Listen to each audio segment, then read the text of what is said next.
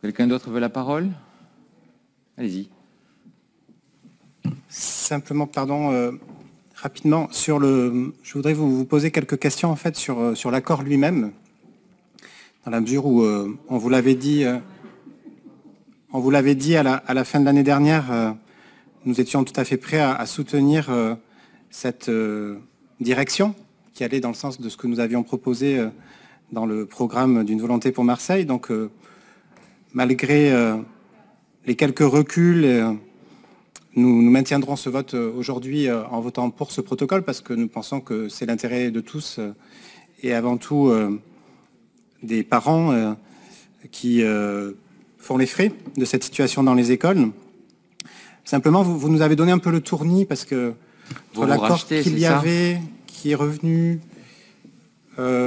finalement, la réquisition qu'on enlève, en fait, il est indiqué explicitement qu'on ne pourra pas réquisitionner du personnel gréviste pour assurer la continuité de service.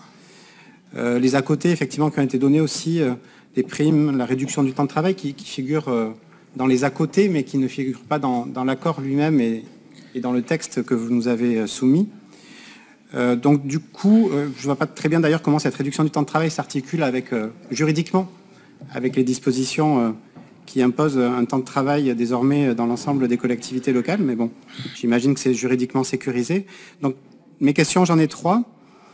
La première, concrètement, à partir de quand ce protocole s'appliquera-t-il et à partir de quand, selon vous, devrait-il apporter une amélioration tangible dans les cantines?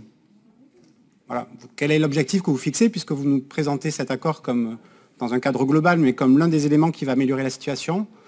Quand est-ce qu'il va s'appliquer? Dès demain? Dès la fin du contrôle de légalité? Enfin, concrètement, quand est-ce que ça va s'appliquer? Et quels objectifs vous fixez-vous en termes d'amélioration dans les cantines dans les jours et les semaines qui viennent? Deuxième question, c'est sur le caractère expérimental. Alors, c'est un peu compliqué parce que vous avez négocié avec certains l'accord, mais vous continuez à négocier avec d'autres syndicats qui ne sont pas signataires. Donc, du coup, la notion d'expérimentation, elle n'apparaît pas dans l'accord. Donc, pour moi, l'accord que nous approuvons aujourd'hui, il est pérenne.